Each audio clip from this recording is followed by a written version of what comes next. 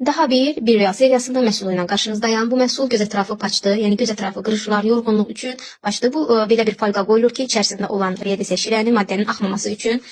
Belə bir göz ətrafı paçlardır. Bu paçları göz ətrafına, göz kənarlarına, eyni zamanda burun, ağız ətrafına yerləşdirmək olar. İçərisinə daxildir belə bir kürəciyi. Bu formada təbii ki götürürük. Gördüyünüz bax belə bir paçlardan ibarətdir. İçərisində 60 ədəd paç var.